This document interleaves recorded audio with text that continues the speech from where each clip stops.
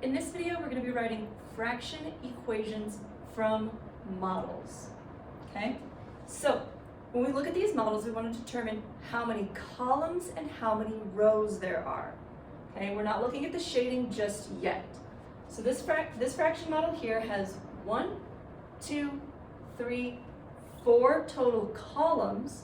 So my first denominator is going to be 4. Now I'm going to look at the rows. I have 1, 2, 3, 4 total rows. That means my other denominator is also 4. Let's look at how many of those columns are completely filled in. I have 1, 2, 3 columns that are filled in. This last one has some blanks, so only 3 are totally filled, so we put a 3. Then we look at our rows. Now this can be a little trickier, right? This row has an empty, empty, empty. This one is totally filled in with shading. So one row is filled, we put our 1. Now, there's 2 different ways you can do this. You can solve this one like normal, top times top, bottom times bottom, which would give us 3/16,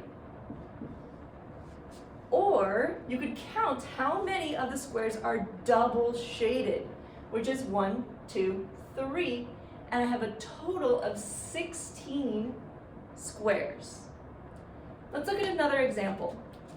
Again, I'm going to start by figuring out my denominators, looking for columns and rows.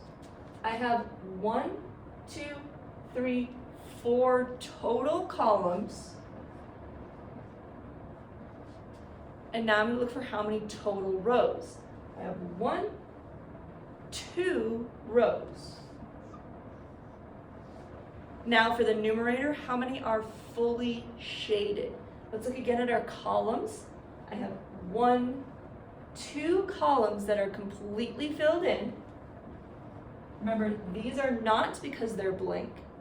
Now I'm going to look at how many rows are totally filled in. I've got blanks, doesn't count. 1 row is totally filled. So now I have my equation. I can solve 2 times 1 is 2, 4 times 2 is 8. 2 of the total 8 are double shaded.